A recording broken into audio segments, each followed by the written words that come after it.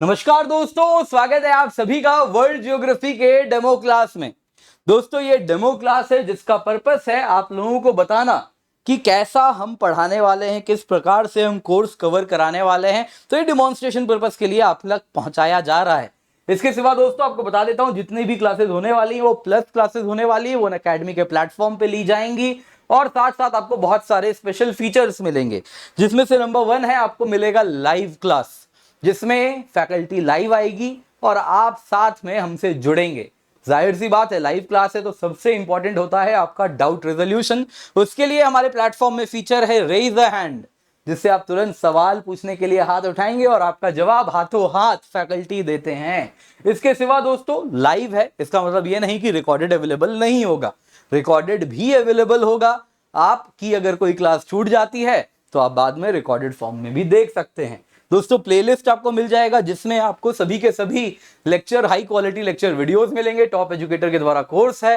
Practice के लिए आपको बहुत सारे हम प्रैक्टिस टेस्ट भी देने वाले हैं। बैचेस के रूप में कंप्लीट सिलेबस कवर कराया जाएगा और इतना ही नहीं दोस्तों, टेस्ट सीरीज भी मिलेगी। दोस्तों आपके लिए हम बहुत ही आकर्षक पाथ फाइंडर पास लेकर के आए हैं, जो केवल 19,999 रुपए में उपलब्ध है, लेकिन 15 अगस्त तक, क्योंकि उसके बाद इसकी कीमत बढ़ जाएगी। फ्रीडम सेल हमारा खत्म हो रहा है। 19,999 रुपए तब है जब आप KC10 कोड का इस्तेमाल करते हैं।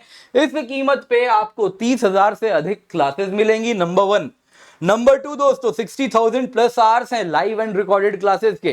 कंप्लीट जीएस कवर हो रहा है। आपको एक्सेस मिलेगा सारे ऑप्शनल कोर्सेज का, जो हम प्रोवाइड कर रहे हैं वो सारा ऑप्शनल भी, जीएस भी, यानी एक बार आपने ले लिया आपको और कुछ नहीं चाहिए। इसके सिवा दोस्तों आपको यहाँ पे 5,000 से अधिक सीसैट के सवाल मिल रहे हैं, 500 से अधिक एथिक्स के केस स्टडी मिल रहे हैं, करंट अफेयर्स की कंपाइलेशन है, सारे ऑप्शनल कोर्स हैं, माइंड मैप्स मिलने वाले हैं और ये सब आपको अवेलेबल रहने वाला है 2 साल के लिए, यानी 24 महीने के लिए।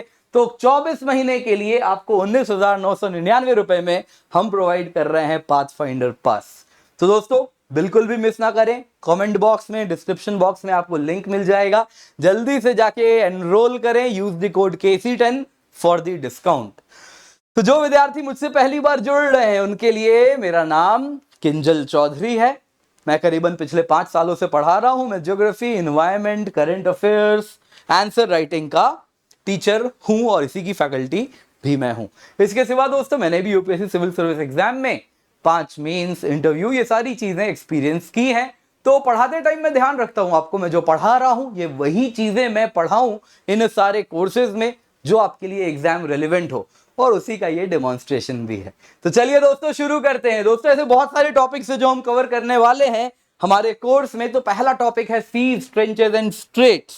तो इसमें दोस्तों बहुत सारे, वैसे तो क्या सी होता है, क्या ओशन है, क्या ट्रेंच है, क्या स्ट्रेट है, ये सब समझाया जाता है।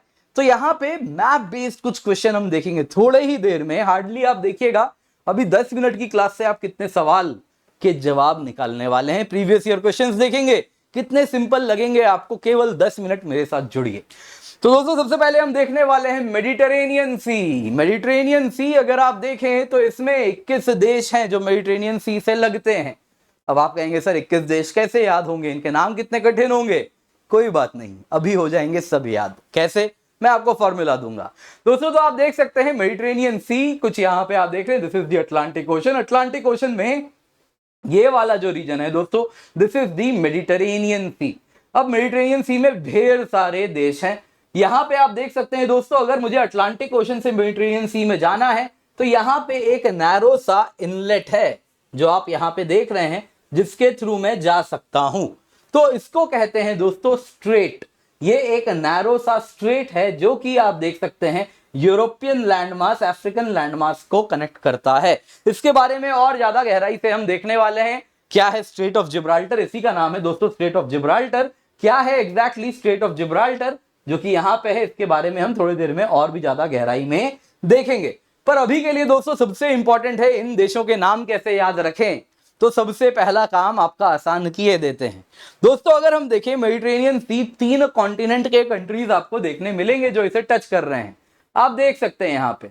तो इसको अगर आप देखें तो मैं कह सकता हूं ना, नीचे अगर आप देखें तो ये सारे कंट्रीज कौन से हैं, अफ्रीकन कंट्रीज हैं। यहां से अगर आप देखें तो यहां तक कौन से देश हैं, एशियन कंट्रीज हैं। और इतने कंट्रीज कौन से हैं? यूरोपियन कंट्रीज हैं। तो यहां पे अगर आप देखें अफ्रीकन, एशियन और यूरोपियन कंट्रीज आपको देखने मिलते हैं। सबसे पहले हम नाम याद करेंगे अफ्रीकन कंट्रीज का। जरा देखिए कौन कौन है।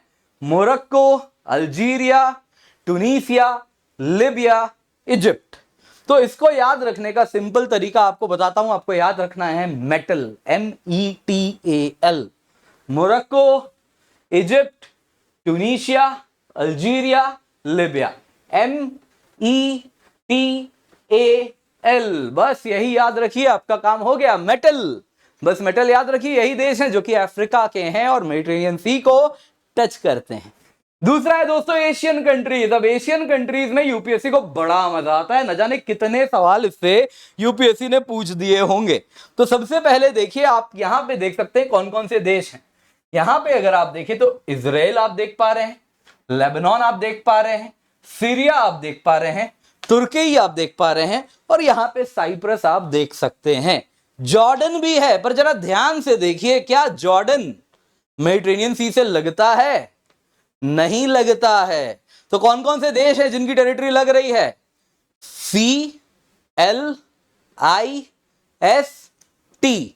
तो आपको याद रखना है सी लिस्ट याद रखिए। यही है वो देश जो कि एशियन कंट्रीज हैं जो मेडिटेरेनियन से लगते हैं। साइप्रस, लेबनान, इजराइल, सीरिया, तुर्की।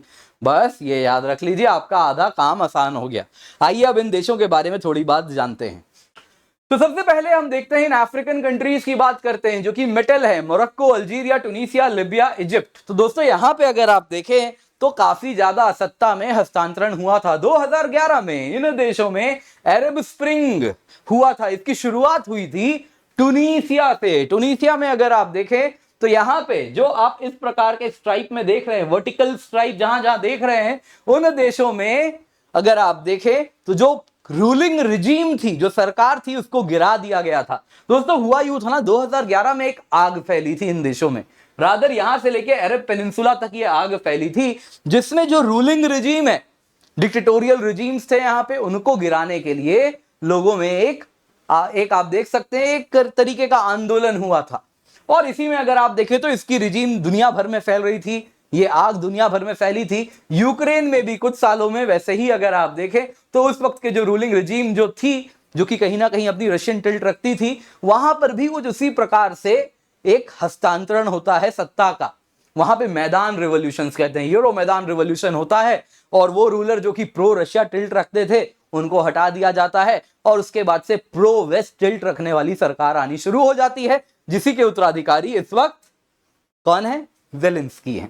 तो वैसे ही अगर आप देखें तो यहां से ये शुरू होती है, ये आग शुरू होती है टूनिसिया से, और फिर धीरे धीरे आसपास के इलाकों में फैलने लगती है। टूनिसिया में सरकार गिर जाती है, नई सरकार आती है। लिबिया में भी यही होता है, इजिप्ट में भी यही होता है। आपको मालूम होगा किस प्रकार से गद्दाफी को गिराया जाता है, किस प्रकार से इजिप्ट में भी सरकार गिराया जाता है। और इसके बाद अगर आप देखें तो इन देशों में सक्सेसफुली सत्ता बदल जाती है। प्रयास किया जाता है सऊदी अरेबिया में भी, प्रयास किया जाता है जॉर्डन में भी, प्रयास किया जाता है बहरीन में भी, यमन में भी, सीरिया में भी। लेकिन अगर आप देखें तो सऊदी अरेबिया, जॉर्डन में कुछ सरकार क्या करती है, उस टाइम जो अभी भी वहां पे रूलिंग रिजीम है, वो लोग कंसेशन दे देते हैं और इसको पूरा का पूरा ठंडा कर देते हैं। इसके सिवा कैरेट एंड स्टिक पॉलिसी होती है। जो इस प्रकार से विद्रोह करते हैं पहले तो उनको डंडे पड़ते हैं और कुछ वाजिब डिमांड भी दे दिया जाता है। तो इसके साथ अगर आप देखें तो सऊदी अरेबिया और जॉर्डन कहीं ना कहीं कंसेशंस देते हैं, और वहीं यमन और सीरिया, ये अगर आप देखें तो काइंड ऑफ एक ऐसे रिजीम में फंस जाते हैं जो इनस्टेबल हो जाते हैं। सीरिया की अगर हम बात करें तो यहां पे हमको बशर अल असाद, जो कि अभी भी इसके आप देख सकते हैं करंट रूलर हैं, तो बशर अल असाद के खिलाफ काफी आवाज उठती है। और यहाँ पे अगर आप देखें तो कतर भी इसको बहुत सपोर्ट करता है, साथ साथ बाकी अरब कंट्रीज भी सपोर्ट करते हैं कि कैसे भी सरकार गिराई जाए, और उसका अपना शिया सुन्नी कहीं ना कहीं उनका जो पॉलिटिक्स है उसके पीछे वो कारण दिया जाता है। वो ऑब्वियसली क्लास में उसको हम डिटेल में पढ़ाते हैं। तो यहाँ पे अगर आप देखें तो सीरिया में इस प्रकार से आप देख सकते हैं, यहाँ पे इस प्रकार से एक आंदोलन जो होता है वो धीरे धीरे और प्रबल हो जाता है। और इराक में भी अगर आप देखें तो वही शिया सुन्नी पॉलिटिक्स होती है। उसके बाद जो सद्दाम हुसैन के टाइम में जो फौज में थे उन सबको, जो बाथ पार्टी के मेंबर्स थे, सबको निकाल दिया जाता है, और वो सारे फौजी जो होते हैं वो अचानक से रातों रात नौकरी नहीं होती है। क्या करते हैं फिर वो अपनी एक अलग ऑर्गेनाइजेशन बनाते हैं जो कि आईसिस में बाद में तब्दील होती है, और वो सीरिया से लेके इराक से लेके हर जगह काम करते हैं। स्टार्टिंग में क्या नाम होता है? Islamic state in Iraq and Syria. बाद में यही नाम हो जाता है Islamic state in Iraq and the Levant. दोस्तों इस रीजन को कहते हैं लेवांट। ये जो एशियन पार्ट है ना, ये जो एशियन पार्ट है ना मेडिटेरेनियन का, रादर कुछ पार्ट ईस्टर्न भी आप कह सकते हैं। सिंपल शब्दों में कहें तो ईस्टर्न पार्ट ऑफ मेडिटेरेनियन, उसको कहते हैं लेवांट रीजन। और उसी से आईसिस अपना नाम बदल के Islamic state in the Iraq and Levant कर देता है। अब यहां पे अगर आप देखें तो ये जो पूरा का पूरा अरब स्प्रिंग होता है, इसके पीछे कहा जाता है कि यहां पे सिर्फ और सिर्फ लोगों का ही आक्रोश नहीं था, एक्सटर्नल पावर्स भी थे जो कि इनको रिजीम चेंज करवा रहे थे। इसमें बहुत बड़ा रोल रहा है वेस्टर्न पावर्स का, CIA का, सोशल मीडिया, ट्विटर का इस्तेमाल किया जाता है रिजीम चेंज के लिए। फ्रांस कहीं ना कहीं इसमें रोल प्ले करता है लिबिया में। वैसे ही अगर आप देखें तो मुस्लिम ब्रदरहुड के राइज को लाने में तुर्की और बाकी पावर्स अपना रोल प्ले करते हैं। कतर अपना रोल प्ले करता है, जिससे इजिप्ट में मुस्लिम ब्रदरहुड आते हैं और फिर उनको भी हटा दिया जाता है। तो इस प्रकार से ग्लोबल जियोपॉलिटिक्स का प्ले यहां पर होता है।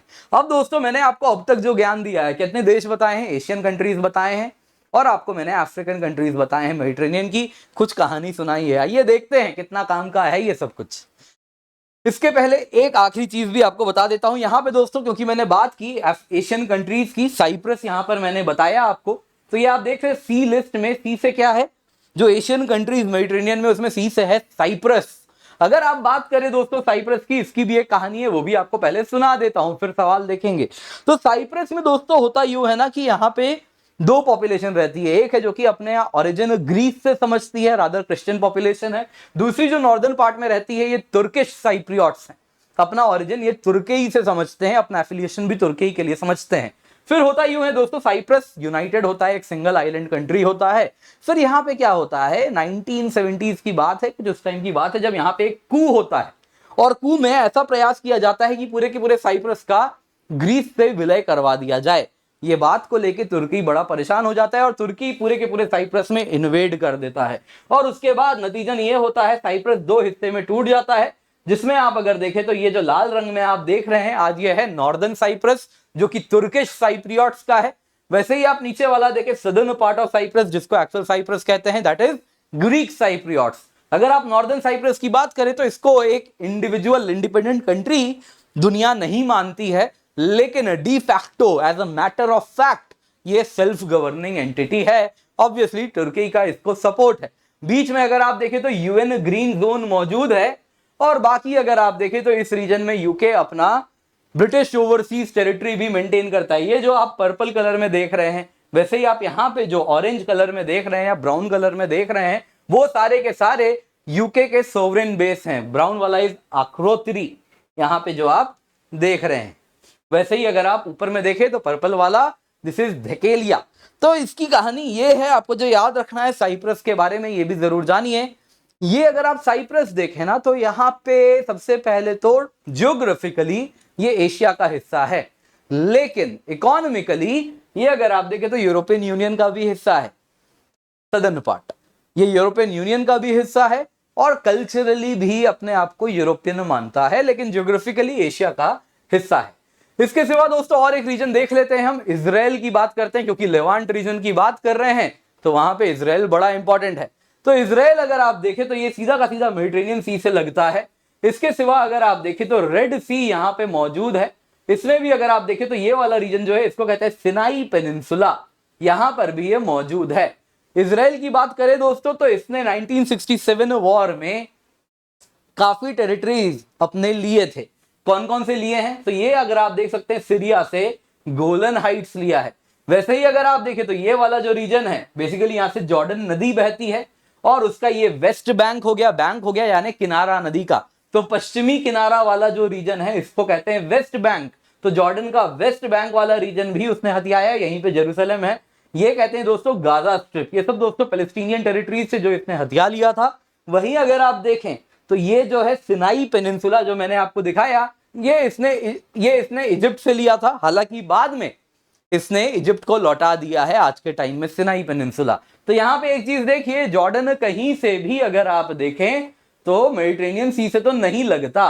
लेकिन यहां पे अगर आप देखें तो रेड सी से ये टच करता हुआ इसका किनारा आप देख पाएंगे। रेड सी जो रीजन है, यहाँ पे सऊदी अरेबिया भी देखने मिल रहा है, जॉर्डन भी देखने मिल रहा है, इजराइल भी देखने मिल रहा है और इजिप्ट भी देखने मिलता है, सिनाई पेनिनसुला वाला रीजन। तो अब देखते हैं दोस्तों कुछ सवाल। कितना देर पढ़ा होगा हमने? आई गेस 10 मिनट पढ़ा है। कितने सवाल लग रहे हैं, प्रीवियस ईयर क्वेश्चन से बार बार रिपीट हो रहे हैं। तो ये ज्ञान अगर पहले आता तो आप देखिए कितने सवाल कर लेते। पहला सवाल, सीरीज ऑफ अपराइजिंग्स जिनको अरब स्प्रिंग कहते हैं, ओरिजिनली कहां से स्टार्ट हुआ था? टूनीसिया, है ना, अभी हमने पढ़ा थोड़ी देर पहले, टूनीसिया से। अगला देखिए 2021 में आया लेवांट। काफी बार न्यूज में रहता है, किस रीजन के लिए ये इस्तेमाल किया जाता है टर्म? तो ये अगर आप देखें तो region along the eastern Mediterranean shore, north African shore, Egypt से लेके मोरक्को तक को कहते हैं, पर्शियन गल्फ और हॉर्न ऑफ अफ्रीका वाले रीजन को कहते हैं, पूरे के पूरे मेडिटेरेनियन सी का जो कोस्टल एरिया है उसको कहते हैं। जरा बता दीजिए, आपको तो मैप में दिखा दिया है, ईस्टर्न मेडिटेरेनियन शोर वाला रीजन है उसी को कहते हैं लेवांट। आइसिस, आइसिल भी सुनाया है। तुर्की किसके बीच में लोकेटेड है? कितने लोगों ने तुर्की का मैप ढंग से देखा? तुर्की किसके बीच में लोकेटेड है? Black Sea, Caspian Sea, Black Sea, Mediterranean Sea, Gulf of Suez, Mediterranean Sea, Gulf of Aqaba and Dead Sea. तो ये अगर आप देखें तो बड़ा सिंपल है, ब्लैक सी और मेडिटेरेनियन सी के बीच में। जानबूझ के मैंने कवर नहीं किया कि थोड़ी देर बाद में फिर करने वाला हूं। मैं चाहता था कि ये ऑब्जर्वेशन क्या आप लोगों ने खुद रखा, मेडिटेरेनियन सी, ब्लैक सी के बीच में कैसे तुर्की मौजूद है। अभी जब हम स्ट्रेट्स करेंगे मेडिटेरेनियन सी के तो इन पे ध्यान से वापस हम देखने वाले। तो ये सवाल भी आपको ऑलरेडी इसी से आप कर सकते थे, लेकिन अभी फिर आपको इसको हम डिटेल में भी पढ़ने वाले हैं। इसके बाद अगर आप देखें तो तुर्की भी हमने देख लिया। इसके बाद ये बताइए मुझे, इनमें से वो कौन सा देश है जो कि मेडिटेरेनियन सी को ओपन आउट नहीं करता है या फिर मेडिटेरेनियन सी को टच नहीं करता है? Syria, Jordan, Lebanon, Israel. कौन सा देश है? एशियन कंट्रीज हैं सारे। तो क्या फॉर्मूला याद करेंगे? C list, Cyprus, Lebanon, Israel, Syria, T से तुर्की। क्या जॉर्डन है सी लिस्ट में? कहीं भी नहीं है। तो आंसर क्या है? जॉर्डन। कितना सिंपल है, देखिए 2015 में आया। तो दोस्तों अगर आप रीजन देख रहे हैं तो मेडिटेरेनियन सी बड़ा इंपॉर्टेंट है, बहुत सवाल आते हैं इनसे। ब्लैक सी बड़ा इंपॉर्टेंट है, मेडिटेरेनियन सी इनमें से देखिए 2015 में आया, 2017 में फिर आप देख रहे हैं मेडिटेरेनियन सी से कितने सवाल आ रहे हैं इसी रीजन से। 2014, 2021, 2014, 2015, 2017। Mediterranean sea is a border of the which of the following countries? वापस सी लिस्ट फॉर्मूला याद रखना है और आपको आंसर करना है। तो 3 और 4, लेबनान, सीरिया, सी लिस्ट। इराक तो है नहीं आई में, आई से कौन सा देश है बताइएगा मुझे। अब तो आपको याद हो जाना चाहिए। तो देख सकते हैं कितना सिंपल है, बस कोई ढंग से इसको एक बार पढ़ा दे। तो दोस्तों हमारे कोर्स में हम यही फोकस करते हैं, जब आपको पढ़ा रहे हैं तो वही चीज पढ़ाएं जो एग्जाम के लिए रेलिवेंट है। दोस्तों यहाँ पे ऐसा कुछ भी नहीं पढ़ाया जाएगा जो एग्जाम रेलिवेंट ना हो। और ये अगर आपने कर लिया ना, ये वर्ल्ड ज्योग्राफी का कोर्स जो मैं आपके लिए लेकर के आ रहा हूं, तो आपकी आधी से ज्यादा समस्या खत्म हो जाएगी। यूपीएससी की जो पूरा का पूरा इंटरलिंकेजेस बनाना है सब्जेक्ट्स में, वो सब आपको मैं बना के देता हूं इस कोर्स में। तो मेक श्योर हमारा जो पास है उससे जुड़े, क्योंकि बहुत ही आकर्षक कीमत पे है, अनबिलीवेबल प्राइसेस पे है। इसका फायदा उठाएं, यूज द कोड KC10। आइए दोस्तों, अभी हमने क्या क्या देखा? यूरोप में कौन कौन से कंट्रीज देखे? एशियन कंट्रीज देखा, अफ्रीकन कंट्रीज देखा। 21 देश हैं, ज्यादा देश तो देखे नहीं। सबसे बड़ी समस्या यूरोपियन कंट्रीज, इतने सारे यूरोपियन देश हैं, कैसे याद होगा? तो दोस्तों इसके लिए एक फॉर्मूला है जो ऑलरेडी बना हुआ है, काफी कॉमन है। ये मैंने नहीं बनाया है, आपको बता देता हूं, लेकिन अच्छा फॉर्मूला लगा, आपके साथ में लेकर के आया हूं सो दैट आप याद रख सकें। तो यूरोपियन कंट्रीज का है mummy ji salute, commander of BSF। जो कैपिटल है वो सब एक एक देश हैं। तो आइए एक एक करके देखते हैं। तो अगर आप देखें तो सबसे पहले हम देखते हैं माल्टा। यहां पे अगर आप देखें तो ये छोटा सा देश है, आइलैंड कंट्री है माल्टा। तो ये क्या हो गया?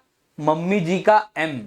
फिर अगर आप देखें यहां पे A का अल्बानिया, मम्मी जी में M और A। तो अल्बानिया। फिर आता है दोस्तों मॉन्टीनीग्रो, यहां पे आप देख रहे हैं दिस इज मॉन्टीनीग्रो, ये आपको क्या करना है, याद रखना है। फिर अगर आप देखें तो मोनाको आता है, अगेन बड़ा छोटा सा देश है, यहां पे मोनाको फ्रांस और इटली है, इनके बॉर्डर में यहां पर मौजूद है, दिस इज मोनाको। तो मम्मी जी का MAMM हो गया, आई से इतालिया, है ना, यहां रहा आपके सामने इटली, तो बड़ा कॉमन है। जी का ग्रीस, बड़ा सा देश है, सब जानते हैं। अभी प्रधानमंत्री नरेंद्र मोदी जी भी ग्रीस के दौरे पर जाने वाले हैं आने वाले कुछ दिनों में, एडवांस न्यूज आपको दे रहा हूं, हो सकता है बाद में देखें तो आपके लिए ही पास्ट हो चुका हो, ठीक है। तो जी से ग्रीस हो गया। फिर अगर आप देखें तो एस से आता है स्लोवेनिया, एकदम यहां पे जाइए, इटली ऑस्ट्रिया के बीच में यहां मौजूद है स्लोवेनिया, स्लोवेनिया जैसा आप यहां पे देख सकते हैं, ठीक है। इसके बाद अगर आप देखें तो सी से आता है क्रोएशिया, तो ये देख रहे हैं क्रोएशिया यहां पे मौजूद है, ये रहा क्रोएशिया, ये रहा आपके सामने। क्रोएशिया के बाद हम देखते हैं बॉस्निया एंड हेर्जेगोविना, ये देखिए बॉस्निया एंड हेर्जेगोविना। देखिए बॉस्निया हेर्जेगोविना की खासियत क्या है, लगता है जैसे पूर्ण रूप से लैंड लॉक्ड है, लेकिन थोड़ा सा हिस्सा है जो मेडिटेरेनियन सी से बस थोड़ा सा हिस्सा है जो टच करता है, अदरवाइज लगता है मानो जैसे क्या है, ये लग रहा है ना पूर्ण रूप से क्या हो, लैंड लॉक्ड लगता है, नहीं बॉस्निया हेर्जेगोविना जैसा आप यहां पे देख रहे हैं, लेकिन थोड़ा सा यहां पे टेरिटरी इसका मेडिटेरेनियन सी में, जो एड्रियाटिक सी रीजन है, मेडिटेरेनियन का ही हिस्सा है, उससे लगता है। फिर अगर आप देखें तो स्पेन है, सभी को ही जानते हैं, इतना बड़ा सा देश है, और यहां पे अगर आप देखें तो फ्रांस है। तो mummy ji salute commander of BSF। काम कुछ आसान हुआ, लाइफ कुछ सिंपल हुई होगी, लग रहा होगा, आई एम प्रीटी श्योर। तो दोस्तों मेडिटेरेनियन सी में अगर आप देखें तो और भी बहुत सारे आपको छोटे छोटे सीज देखने मिलेंगे। यहां पे अगर आप देखें तो आपको आयोनियन सी देखने मिलता है, वैसे ये देखिए ग्रीस और इटली के बीच में यहां पे देखिए कौन सा मौजूद है, आयोनियन सी मौजूद है। वैसे ही आप अंदर घुसते हैं तो this is called as Adriatic sea. Italy और ये क्रोएशिया, स्लोवेनिया, बॉस्निया हेर्जेगोविना, इन सारे देशों के साथ। फिर यहां पे अगर आप देखें तो आपको देखने मिलता है this is called as Aegean Sea. Aegean Sea बड़ा अपने आप में अगर आप देखें तो ये विवादों में घिरा रहता है, ये वाला रीजन है एजियन सी, ग्रीस और तुर्की के बीच में है। यहां पे ग्रीस के ढेर सारे आइलैंड्स हैं, और जिस वजह से अगर आप देखें तो एक्सक्लूसिव इकोनॉमिक जोन के डिमार्केशन को लेके तुर्की यहां पे आए दिन दादागिरी करता रहता है, तो इसलिए बड़ा इंपॉर्टेंट है, बड़ा न्यूज में रहता है। मेडिटेरेनियन सी अपने आप में क्रेडल ऑफ सिविलाइजेशन कहा जाता है, काफी इंपॉर्टेंट रहा है। यहाँ पे इकोनॉमिक कल्चरल ग्रोथ, कई सिविलाइजेशन यहाँ पर रहे हैं जो कि यहीं पर पनपे हैं, बड़े हुए हैं। इजिप्शियन से लेके, फिनिशियन से लेके, ग्रीक से लेके, रोमन से लेके, ये सब यहाँ पर अगर आप देखें तो उसकी ये जन्मभूमि रही है। तो इनके बारे में डिटेल में हम पढ़ते हैं और इसके बाद भी हम क्लास में चर्चा करते रहते हैं इसी पर। अब आपको और एक बहुत जरूरी जानकारी देता हूं मेडिटेरेनियन सी से रिलेटेड। यहां पे दोस्तों स्ट्रेट क्या होता है आपको सिंपल शब्दों में एक बार मैं बता देता हूं। अगर आप स्ट्रेट देखें ना दोस्तों तो इसको कुछ इस प्रकार से समझिए। स्ट्रेट की जब बात हो रही है तो इसको अगर आप समझना चाहते हैं तो ऐसे देख सकते हैं। मान लीजिए ये एक लैंडमास है, इधर भी एक लैंडमास है, और यहां पे सी है, दोनों तरफ अगर आप देखें सी है। तो ये जो पतला सा नैरो चैनल है जो कि दो समुद्र को जोड़ रहा है उसको क्या कहते हैं, स्ट्रेट कहते हैं। ये क्या है, लैंड है ना, this is land, this is land. तो लैंड का वो पतला सा एक छोटा सा लैंड, दो लैंड बॉडी के बीच में एक पतला सा समुद्र जहां पे एंटर कर रहा हो, इसको कहते हैं स्ट्रेट। स्ट्रेट बड़ा इंपॉर्टेंट होता है क्योंकि ये किसी दो बड़े सीज के बीच में कनेक्शन बना रहा है। नतीजन मान लीजिए यहां पर मैं एक जहाजी, जंगी जहाज लाके खड़ा कर दूं या फिर एक बेड़ा खड़ा कर दूं, है ना, एक बड़ा सा फ्लीट आ जाए, नेवल फ्लीट, पूरा का पूरा चैनल चोक कर सकते हैं। और इसीलिए स्ट्रेट्स को जानना, स्ट्रेट्स को समझना बड़ा जरूरी है। अगर आप स्ट्रेट्स ब्लॉक कर दें तो कई देशों की इकोनॉमी ठप हो सकती है। और आइए इसी को अब समझते हैं कैसे स्ट्रेट्स हैं इस रीजन में जो कि आए दिन बड़े इंपॉर्टेंट होते रहते हैं। तो आइए इन्हीं को देखते हैं। तो सबसे पहले दोस्तों अगर हम देखें स्ट्रेट की बात करें तो यहां पे है straight of Gibraltar. Straight of Gibraltar क्या है, ये अगर आप देखें अटलांटिक ओशन से अटलांटिक ओशन से अगर मुझे मेडिटेरेनियन में एंटर करना हुआ, तो अगर मुझे अटलांटिक से, यानी कि मैं अटलांटिक से चला आ रहा हूं जहाज लेके, मुझे मेडिटेरेनियन में घुसना है, तो क्या यहां पे आप एक स्ट्रेट देख पा रहे हैं? देख सकते हैं आप अफ्रीका और यूरोप के बीच में कुछ यहां पे इस जगह पे ये एक स्ट्रेट है ना दोस्तों। तो ये स्ट्रेट बड़ा इंपॉर्टेंट स्ट्रेट है, इसी को कहते हैं straight of Gibraltar. Straight of Gibraltar आइए देखते हैं। तो स्ट्रेट ऑफ जिब्राल्टर आप देख सकते हैं यूरोप और अफ्रीका दोनों के बीच में यहां पे मौजूद है। देश की बात बोलूं तो ये है स्पेन। यहां पे अगर आप देखें दिस इज मोरक्को। मोरक्को का ये अगर आप टैंजियर देखें तो बहुत इंपॉर्टेंट पोर्ट है उसका। इसके सिवा यहां पे अगर आप देखें तो इस रीजन में ये जो क्यूटा आप यहां पे देख रहे हैं, ये देख रहे हैं यहां पे क्यूटा। तो क्यूटा में अगर आप देखें वैसे तो अफ्रीका में आता है, लेकिन ये स्पेनिश टेरिटरी है। डिस्पाइट द फैक्ट ये अफ्रीका में है, ये स्पेन के कंट्रोल में है, स्पेनिश टेरिटरी है। पर्पस स्ट्रेट के दोनों तरफ अपना कंट्रोल बना के रखो सो दैट कोई ब्लॉकेड ना लगा दे। वैसे ही यहां पे अगर आप देखें तो जिब्राल्टर आप देख रहे हैं, ये यूके की टेरिटरी है। तो यूके की टेरिटरी, तो यूके ने भी, ब्रिटिश ओवरसीज टेरिटरी है, यूके ने भी अपना कंट्रोल यहां पर बना के रखा है। तो आप देख सकते हैं दोस्तों ये स्ट्रेट बड़ा इंपॉर्टेंट है। क्यों? क्योंकि अगर आप देखें तो ये एंट्री पॉइंट है मेडिटेरेनियन में। अगर अटलांटिक से घुसना हुआ तो आप यहीं से होके जाएंगे, तो इस वजह से ये बड़ा इंपॉर्टेंट है। बीच में एक आइलैंड भी है, एल्बोरन आइलैंड, जो कि यहाँ पे स्पेन के ही कंट्रोल में है। ठीक है, बाकी अगर आप स्पेनिश साइड में देखें तो यहाँ पे एल एस्ट्रीचो नेशनल पार्क आपको देखने मिलता है, तो ये भी जरूर जानिएगा, अच्छा है इसको भी अगर आप जाने तो। मेडिटेरेनियन सी में दोस्तों ढेर सारे स्ट्रेट हैं। एक स्ट्रेट है ओट्रांटो स्ट्रेट, जिसके बारे में बहुत कम लोग जानते हैं। तो यहां पे अगर आप देखें एड्रियाटिक सी देखिए, यहां पे आयोनियन सी देखिए, एड्रियाटिक सी आयोनियन सी के बीच में इटली और अल्बानिया आप देख रहे हैं। इटली और अल्बानिया जरा ध्यान से देखिए, इनके बीच में क्या यहां पे आप एक स्ट्रेट बनते हुए देख पा रहे हैं? यहां से जहाज जा रही है, यहां पे नेवल ब्लॉकेड हो सकता है ना। इस स्ट्रेट का ही नाम है ओट्रांटो स्ट्रेट, जो आप यहां पे देख रहे हैं। ऊपर एड्रियाटिक, इसके नीचे आयोनियन सी, बड़ा इंपॉर्टेंट है, इसको भी जरूर जानिए। दोस्तों ये जो कंट्रीज है यहाँ पे, these are the Balkan countries. तो बाल्कान कंट्रीज स्लोवेनिया से लेके आप देख सकते हैं नीचे तक चलते जा रहे हैं। बोस्निया हर्जेगोविना, क्रोएशिया, अल्बानिया, इनको याद रखने का फॉर्मूला भी मैं आपको सेशंस में देता हूं अपने। बड़ा सिंपल फॉर्मूला है, इनको भी आप याद कर सकते हैं बिना किसी दिक्कत के। इसके बाद दोस्तों हम देखते हैं, अगर हमें मेडिटेरेनियन से आगे जाना है ब्लैक सी, ब्लैक सी से जाना है सी ऑफ एज़ोव। ब्लैक सी अपने आप में बड़ा इंपॉर्टेंट है, आपको मालूम है क्यों? ब्लैक सी ग्रेन कॉरिडोर, ब्लैक सी में चल रही है जंग, बहुत न्यूज में रहता है। तो ब्लैक सी की बात करें तो इसी को यूग्जिन सी के नाम से भी जाना जाता है। और अगर आप देखें तो ये मेडिटेरेनियन सी के ही नॉर्थ में आपको देखने मिलता है। तो ब्लैक सी के जो बॉर्डरिंग कंट्रीज हैं, यहां पे अगर आप देखें तो देखिए जरा ध्यान से। सबसे पहले देखिए B Bulgaria, U Ukraine, R Russia, G Georgia और एक आर रोमानिया। क्या बना? BURGR। क्या बोलोगे? BURGR को बर्गर, बिना ई वाला, है ना। और नीचे तुर्की, तो चाय बर्गर। अपने यहां लंच टाइम, ब्रेक टाइम होता है तो क्या खाते हैं? चाय बन खाते हैं। ये अंग्रेज लोग, हमारे लिए तो सब अंग्रेज ही हैं। वैसे अंग्रेज आर टेक्निकली ब्रिटिश पीपल जो यूके में रहते हैं, लेकिन हमारे लिए सब अंग्रेज है कि नहीं। तो यहाँ पे जो यूरोपियन रहते हैं वो क्या खाते होंगे? चाय बर्गर तो खाएंगे नहीं, चाय तो पीते हैं। हमको वही छोड़ के गए हैं चाय, तो बर्गर चाय।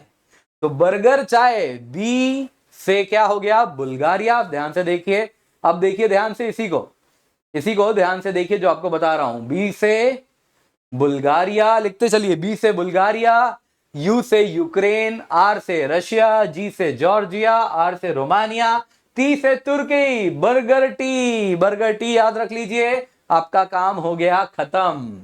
यही याद रखना है ब्लैक सी में। यहां पे दोस्तों बड़े इंपॉर्टेंट स्ट्रेट्स हैं। अगर मुझे मेडिटेरेनियन सी से ब्लैक सी जाना है तो मेडिटेरेनियन सी पार करूंगा। मेडिटेरेनियन सी में नॉर्दर्न पार्ट को ही, मेडिटेरेनियन सी का क्या नाम है? एजियन सी। ये है नॉर्दर्न मोस्ट एक्सटेंशन मेडिटेरेनियन सी का।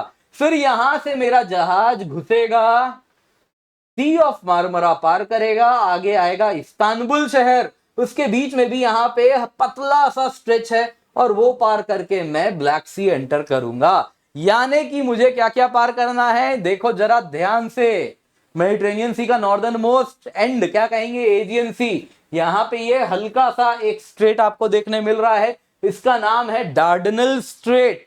और आगे चलोगे सी ऑफ मार्मरा आएगा, तुर्की का पूरा टेरिटरी स्टार्ट हो चुका है, तुर्की के अंदर है। और आगे चलोगे इस्तांबुल शहर आता है। इस्तांबुल वो शहर है जिसका एक एंड यूरोप में है, एक एंड एशिया में है। और इसको पार करने के लिए आपको जाना होगा बॉस्फोरस स्ट्रेट, पार करोगे आप पहुंच जाओगे ब्लैक सी में।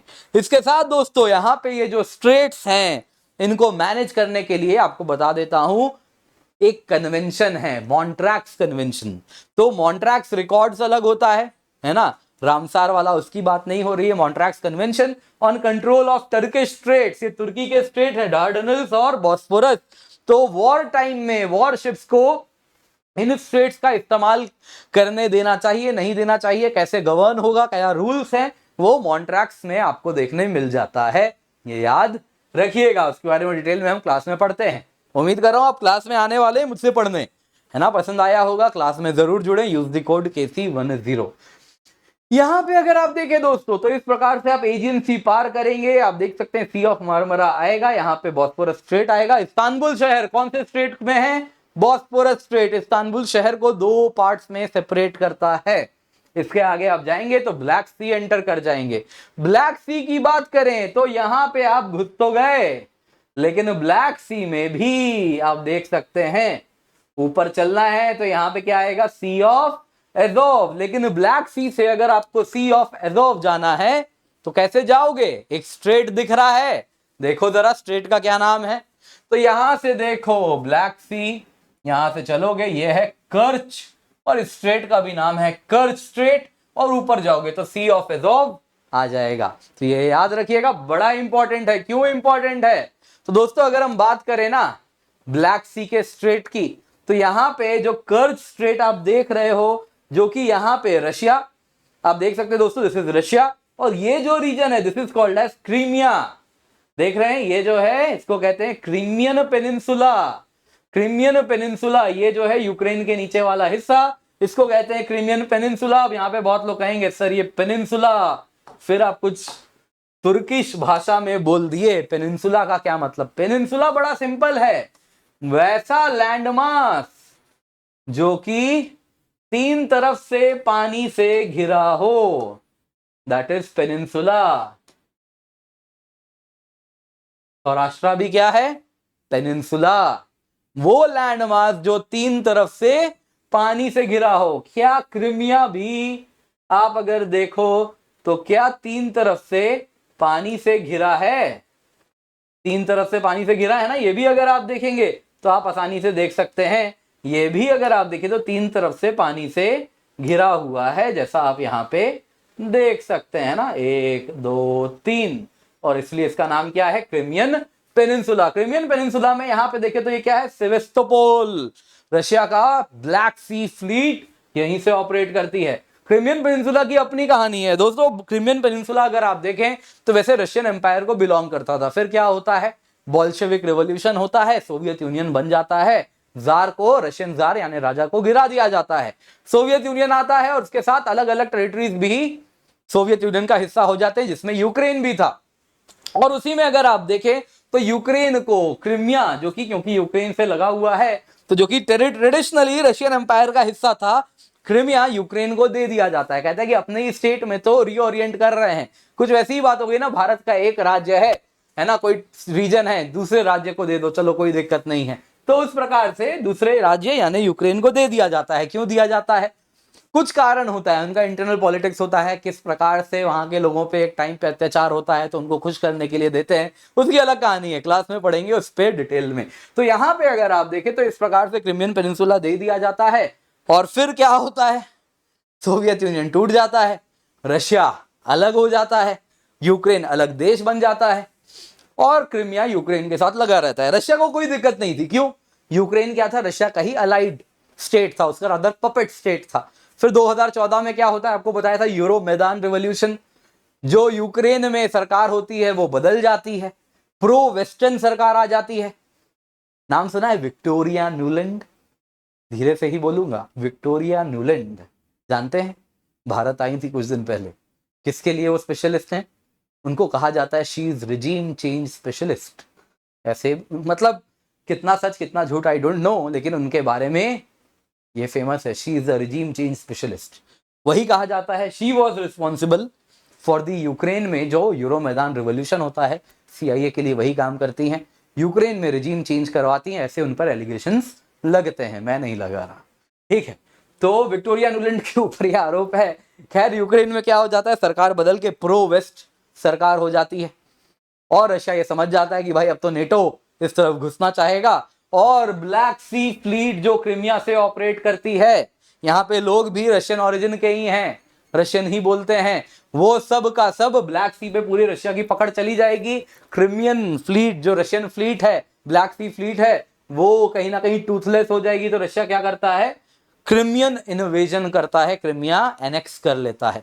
अब अगर आप देखें तो क्रिमिया को यहां से जो सेपरेट करता है रशिया से, वो क्या है, कर्च स्ट्रेट। तो अगर मुझे ब्लैक सी से सी ऑफ एजोव जाना है तो कैसे जाना होगा, कर्च स्ट्रेट होके जाना होगा। तो दूसरा तरीका क्या है, मैं क्या कर दूं, यहां पे मैं कर्च स्ट्रेट में एक ब्रिज बना दूं। रशिया ने वही किया, ब्रिज बना दिया, रशिया को क्रिमिया से जोड़ दिया। फिर क्या हुआ, ये तस्वीर एक हफ्ते पहले की तस्वीर है, देख रहे हैं क्या हुआ, आग लगी, आग लगी नहीं, हमला हुआ, पूरा का पूरा ब्रिज उड़ाने का प्रयास किया गया और अभी ये बंद पड़ा है। इसको रशिया ने कहा ये यूक्रेन ने आतंकवादी हमला किया है। इसके बाद से ही वो ब्लैक सी ग्रेन डील से भी बाहर निकल जाता है। दोस्तों उम्मीद कर रहा हूं मजा आ रहा है, सीखने मिल रहा है। इसी प्रकार की एक क्लास होगी, यकीन मानिए जो पढ़ा रहा हूं सब काम का है, सब एग्जाम में आने वाला है। नेक्स्ट है दोस्तों बाल्टिक सी। बाल्टिक सी रीजन देखिए बड़ा इंटरेस्टिंग, बड़ा इंपॉर्टेंट है। तो अगर आप देखें तो ये जो सी है दोस्तों, दिस इज बाल्टिक सी। इसी में यहां पे अगर आप देखें तो आपको देखने मिलता है गल्फ ऑफ बोथनिया, और यहां देखें तो गल्फ ऑफ फिनलैंड। अब कई लोग पूछेंगे सर गल्फ और बे दोनों हम सुनते हैं एक जैसे लगते हैं, मतलब समझ नहीं आता क्या अंतर होता है गल्फ में, क्या अंतर होता है बे में। तो दोस्तों बड़ा सिंपल है,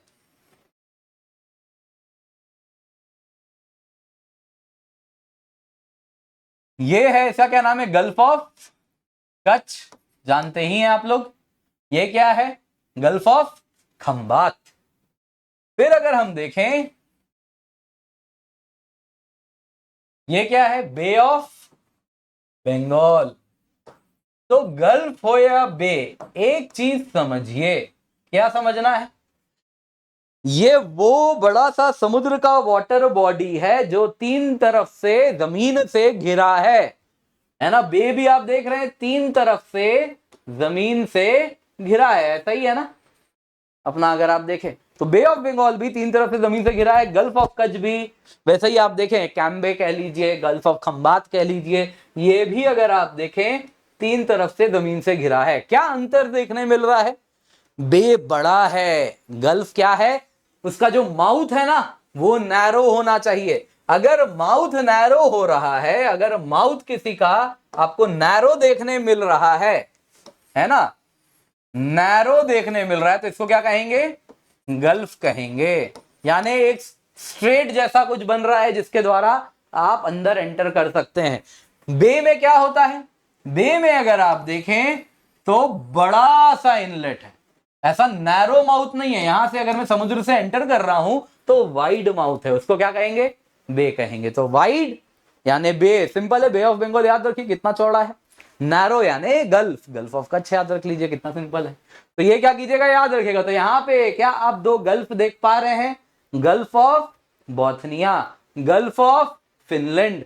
गल्फ ऑफ फिनलैंड पे कौन बसा है, गल्फ ऑफ फिनलैंड पे अगर आप देखें तो सेंट पीटर्सबर्ग आपको यहां देखने मिलता है। इसके सिवा यहां पे अभी क्या हुआ है, उथल पुथल, नॉर्वे, स्वीडन, फिनलैंड, स्वीडन और फिनलैंड भी क्या कर दिए हैं, नेटो के सदस्य बन चुके हैं, और रशिया इससे बहुत नाराज है, लेकिन अब करे तो करे क्या। तो इसके साथ अगर आप देखें तो फिनलैंड की तो डायरेक्टली रशिया से टेरिटरी लगती ही है, स्वीडन भी आप अगर देखें तो नेटो का सदस्य हो रहा है। यहां पे अगर आप देखें तो स्वीडन की जो टेरिटरी है डायरेक्टली लैंड में तो रशिया से नहीं लगती, लेकिन समुद्र वाले इलाके में रशिया से लग रही है। ये जो आप देख रहे हैं दोस्तों, दिस इज कैलिनिनग्राड। कैलिनिनग्राड अगर आप देखें तो बीचों बीच पोलैंड और लिथुआनिया के ये रशिया का एक्सक्लेव है, रशिया का टेरिटरी है, जो आपको याद रखना है। कैलिनग्राड की अपनी कहानी है। यहां पे अगर आप देखें, प्रूसियन एम्पायर ने रूल किया है, जर्मन एम्पायर ने रूल किया है, नाजीज ने रूल किया है, फिर यहाँ पे सेकेंड वर्ल्ड वॉर के बाद सोवियत आ जाते हैं, और अब ये रशिया का टेरिटरी है, क्योंकि रशिया सोवियत यूनियन का हायर होता है। तो इसके साथ यहाँ पे देखें तो gulf of Bosnia, gulf of Finland, gulf of Riga आपको देखने मिलता है। इसमें बॉस्निया और फिनलैंड जरूर याद रखिएगा। कैसे याद रखेंगे बाल्टिक सी के देश? सिंपल फॉर्मूला है, rude Germany, cell Finland and Poland. Second world war की शुरुआत कैसे होती है? जर्मनी जब पोलैंड पे चढ़ाई कर देता है तभी शुरुआत होती है ना। तो बस वैसे ही route Germany, cell Finland and Poland याद रखिए, आपका काम हो जाएगा। यहां पे आप देखिए कौन कौन है। रूट जर्मनी में RU से रशिया, सेंट पीटर्सबर्ग वाला इलाका भी है। फिर DE से क्या हो जाता है दोस्तों? डेनमार्क। फिर अगर आप देखें जर्मनी तो है ही यहां पे, आप जानते ही हैं जर्मनी। फिर अगर आप देखें रूट जर्मनी SELL, कौन कौन से देश हैं ये सारे? तो देखिए स्वीडन, एस्टोनिया, लैटविया, लिथुआनिया, है ना। Sweden, Estonia, Latvia, Lithuania, sell हो गया। और फिर फिनलैंड और इधर पे पोलैंड। कितना सिंपल है, root Germany, cell, Finland and Poland. दोस्तों सारा आपको PDF मिल जाएगा, डाउनलोड कर लीजिएगा। जब भी कोर्स लें यूज द कोड KC10।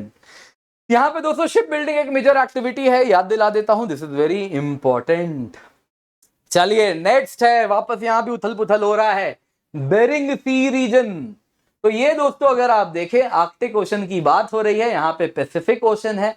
अगर मुझे पैसिफिक ओशन से आर्कटिक जाना है तो यहाँ पे आप क्या देखते हैं? यहाँ पे आप देखते हैं रशिया और अलास्का के बीच से एक स्ट्रेट बन रहा है which is called as Bering strait. देख पा रहे हैं आप? यहाँ पे पतला सा स्ट्रेट देख पा रहे हैं रशिया और US के बीच में, दिस इज बेरिंग स्ट्रेट। इसी के नीचे बेरिंग सी है और ऊपर देखे तो आर्कटिक ओशन स्टार्ट होता है, जिसका ये वाले सी का क्या नाम है? चुकची सी, है ना। बेरिंग सी, चुकची सी, बीच में क्या है? बेरिंग स्ट्रेट है। हो सकता है कुछ लोग कह रहे हैं सर ये तो कभी मैप में हमने देखा ही नहीं, ऐसा कौन सा टेरिटरी है? तो मैं आपको दोष नहीं दूंगा। क्यों? क्योंकि मैप में ये जो टेरिटरी है दोस्तों, ये कुछ इस प्रकार का दिखता है। दोनों बहुत दूर दिखते हैं मीलों, लेकिन पृथ्वी तो गोल है, इसलिए हमको लगता है ऐसा कहां हो रहा है। तो ये देखिए ये वाला रीजन है, यहां पे आप देख रहे हैं अलास्का। इसको जूम करके दिखाता हूं आपको। यहां देख रहे हैं आप अलास्का, नॉर्थ अमेरिका का। पृथ्वी तो गोल है ना, इसके बाद क्या आ रहा होगा? ये आप देख रहे हैं कुछ इस प्रकार से, यहाँ पे अलास्का, और यहां जैसे ही आप देखेंगे ये वाला रीजन आ गया। क्या हो गया ये? क्या हो गया ये? तो ये अगर आप देखें तो ये चुपची सी वाला रीजन, तो ये एक्चुअल में तो बिल्कुल करीब है। इस रीजन और इस रीजन की बात हो रही है, क्योंकि रियल पृथ्वी तो गोल है ना, तो इस वजह से ये कैसा दिखेगा? पास पास में दिखेगा। तो इसलिए ये एक्चुअल में इस प्रकार का है। तो किस रीजन की बात हो रही है यहाँ पे? इस रीजन की बात हो रही है। ये देखिए, तो ये रशिया, ये अलास्का, एक्चुअल में इतना पतला सा स्ट्रेच है जिनसे क्या है, ये सेपरेटेड है। मैप में हमको क्या दिखता है? जैसे एक इस कोने में है, एक उस कोने में, लेकिन पृथ्वी तो गोल है। वो क्या है, पेपर को ऐसे रोल कर दो और दोनों देखोगे एकदम बगल बगल में। तो वैसा ही है। तो यहाँ पे रशिया है, यहाँ पे अलास्का है। यहाँ पे अगर आप देखें तो this is Bering Sea, Bering Sea, है ना। इस रीजन में नॉर्दर्न पार्ट ऑफ पैसिफिक में आपको देखने मिल रहा है यहाँ बेरिंग सी। यहाँ पे आप देखें तो चुकची सी, बीच में एक स्ट्रेट है, इसका नाम है बेरिंग स्ट्रेट। किसको सेपरेट करता है? रशिया को और US के अलास्का को। दोस्तों ये जो अलास्का था ना, ये वाला टेरिटरी, ये एक्चुअली अगर आप देखें तो रशियन एम्पायर के कंट्रोल में हुआ करता था। बात है करीबन 1800s की, लेट 1800s की बात हो रही है। 1867, मिड 1800s हुआ रादर। तो 1800s की बात हुई, रशिया को समझ आने लगा कि यहाँ पे ब्रिटेन इसको हथिया सकते हैं। एक्चुअली कहानी क्या है? यहाँ पे क्या है? इधर आप देख रहे हैं अलास्का, इधर पे कौन है? कनाडा है। कनाडा में ऑलरेडी अगर आप देखें तो ब्रिटिश पहुंच गए थे, अपना कॉलोनी बना दिया था कनाडा को, और धीरे धीरे ये मूव करना शुरू कर रहे थे, है ना, कनाडा में टुवर्ड्स दी वेस्ट। मूव करना शुरू किया था। यहाँ पे रशिया मौजूद था, अलास्का जो था रशिया का टेरिटरी था, और उस टाइम जस्ट यूएस आजाद हुआ था, ब्रिटेन का दुश्मन हुआ करता था, और इसलिए रशिया भी अगर आप देखें तो ब्रिटेन को अपना दुश्मन ही समझता था, और दूसरी तरफ यूएस भी ब्रिटेन को अपना दुश्मन समझता था, उसी से जस्ट आजाद हुआ था। तो रशिया और यूएस उन दिनों अलाई हुआ करते थे। तो रशिया ने अपना ये रीजन जो यहाँ पे आप देख रहे हैं अलास्का, वो ताकि ब्रिटेन इसे ना हथिया ले, यूएस को $7.2 मिलियन में केवल दे दिया। आज इस रीजन की एनुअल जीडीपी 50 बिलियन के अधिक है। तो ये रीजन उसने दे दिया सो दैट कल को यहाँ पे ब्रिटिश ना आ जाए, वरना रशिया से डायरेक्टली ब्रिटिश का टेरिटरी अंग्रेजों का लगने लग जाएगा, उनके लिए बड़ी समस्या हो सकती थी। तो यहाँ पे एक बफर क्रिएट करना चाहा रशियन एम्पायर और ब्रिटिश एम्पायर के बीच में। मालूम नहीं था जिसको ये टेरिटरी दे रहा है 100 साल में वही उसका सबसे बड़ा दुश्मन हो जाएगा और एक दिन उसका साम्राज्य गिरा देगा। तो यही होता है दोस्तों, जिसको दोस्त समझते हैं वही पीठ पे छुरा मार देता है। कुछ यही कहानी है जीवन की भी और देशों की भी। तो ये दोस्तों आप देख सकते हैं बेरिंग स्ट्रेट है यहाँ पे। तो बेरिंग स्ट्रेट की भी अपनी इंटरेस्टिंग कहानी है। तो दोस्तों हुआ यूं ना, जब आइस एज होता है, आइस एज के दौरान क्या होता है, जो सी लेवल है वो कम हो जाता है। क्यों? क्योंकि जो वाटर साइकिल में समुद्र का पानी इवेपोरेट हो रहा है, बरसात हो रही है, नदी बन के वापस समुद्र में पानी आ रहा है। लेकिन जब आइस एजेस आते हैं, पृथ्वी ठंडी हो जाती है, जो पानी इवेपोरेट करके कंडेंस हो रहा होता है, स्नो के फॉर्म में होता है और वो ग्लेशियर्स बन के जम जाता है। जो नदी से पानी समुद्र में जा रही है वो कम हो जाती है। तो इस वजह से जो समुद्र का पानी है वो लैंड में लॉक हो जाएगा, तो सी लेवल क्या हो जाएगा, ड्रॉप कर जाएगा, कम हो जाएगा। तो कुछ वैसा ही होता है, प्रीवियस आइस एज की बात है, सी लेवल ड्रॉप कर जाता है, जिस वजह से यहाँ पे ये जो रीजन आप बेरिंग स्ट्रेट का देख रहे हैं, यहाँ पे पानी बड़ा शैलो है समुद्र का। बेसिकली कॉन्टिनेंटल लैंडमास निकला हुआ है, कॉन्टिनेंटल शेल्फ है। ऑब्वियसली कॉन्टिनेंटल शेल्फ बहुत सारे विद्यार्थी नहीं समझ रहे होंगे, तो हम बाद में समझेंगे इसको क्लास में डिटेल में। तो इस प्रकार से आप समझिए यहाँ पे पानी बड़ा शैलो है, छिछला है, और इस वजह से जब आई से जाता है पानी का लेवल ड्रॉप कर जाता है करीबन करीब कहा जाता है 30 फैदम से, यानी 1 फैदम 6 फीट होता है, यानी 180 फीट से सी लेवल ड्रॉप करता है। जब 180 लेवल से सी लेवल ड्रॉप करता है 180 फीट से, तो यहां का पानी अगर आप देखें तो नीचे आ जाता है, और जो लैंड से रशिया और यूनाइटेड स्टेट्स कनेक्ट हो जाता है, ये जो बेरिंग स्ट्रेट होता है, ये उन दिनों होता है बेरिंग लैंड ब्रिज। इसी को बेरिंग लैंड ब्रिज कहते हैं। और आज यूएस में जो मेगाफौना आप बड़े बड़े जानवर देखते हैं, फिर वो हॉर्सेस हो गए, बाइसन्स हो गए, वो सब के सब एशिया से ही इसी बेरिंग लैंड ब्रिज से यूएस पहुंचे हैं। ये कहानी है बेरिंग लैंड ब्रिज की। तो बहुत बड़ा रोल प्ले किया है इसने स्पीशीज के डिस्पर्शन में। अगर ये बेरिंग लैंड ब्रिज नहीं होता तो यूएस का फाउना और एशिया का फाउना बहुत बड़ा अंतर होता, कि 10,000 साल पहले वाले आइस एज में नहीं, प्रीवियस आइस एजेस में ये कहानी ऑलरेडी चलती आ रही है, तब से चलती आ रही है। और इन्हीं आइस एजेस के दौरान इंसान भी अगर आप देखें तो इसी प्रकार से यूएस तक पहुंचे using this Bering land bridge. तो बड़ा इंपॉर्टेंट है ये बेरिंग लैंड ब्रिज। अब देखिए दोस्तों, ये तो मैंने आपको कहानी सुनाई इतिहास की, हमको तो जानना है फ्यूचर में ये क्यों इंपॉर्टेंट है आपके सामने है।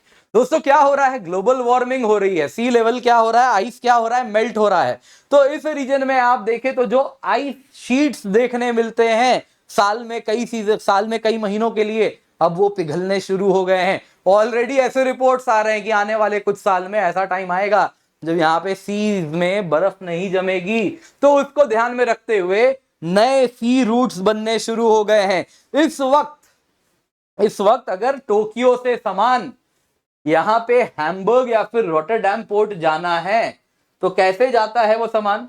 टोक्यो से निकलता है, ऐसे चलता है, यहाँ पे एक मलक्का स्ट्रेट है, अभी थोड़ी देर में देखेंगे, उसको पार करता है और फिर यहाँ से सुएज कैनाल पार करते हुए चलता है और फिर जाके हैम्बर्ग या फिर रॉटरडैम पहुंचता है। इन टोटल 20,000 किलोमीटर ट्रैवल करता है। लेकिन अब जब बर्फ पिघल रही है तो ये आप चाहें तो टोक्यो से निकलिए, बेरिंग स्ट्रेट पार कीजिए और ऊपर रशिया के किनारे किनारे चलते जाइए और जाके हैम्बर्ग पहुंच जाइए। 7,000 किलोमीटर कम चल के आप पहुंच सकते हैं केवल 13,000 किलोमीटर में।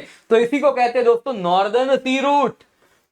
दूसरा इसी प्रकार का सी रूट, नॉर्दर्न सी रूट क्या हुआ, आप अगर देखें तो रशिया के अलोंग चल रहा है, रशिया के कोस्ट के अलोंग इस प्रकार से चल रहा है, इसी को कहते हैं नॉर्दर्न सी रूट।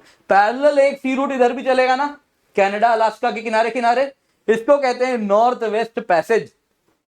देखिए जरा, नॉर्दर्न सी रूट तो आपको बताया, देखिए नॉर्थ वेस्ट पैसेज, मान लीजिए मुझे सामान है रॉटरडैम पोर्ट से सैन फ्रांसिस्को भेजना है ना, यहां से मान लीजिए यूरोप से मुझे यहां भेजना है, यहां से सामान चलेगा कुछ इस जगह से चलेगा, रॉटरडैम हालांकि थोड़ा नीचे, समझ लीजिए सिंप्लिसिटी के लिए, यहां से सामान चलेगा और इसको यहां पहुंचाना है। तो इस वक्त कैसे सामान जाता है, इस वक्त अगर आप देखें तो रॉटरडैम से ऐसे चलता है चलता है चलता है, यहां पे पनामा कैनाल पार करता है और फिर जाके सैन फ्रांसिस्को पहुंचता है, कुछ इस प्रकार।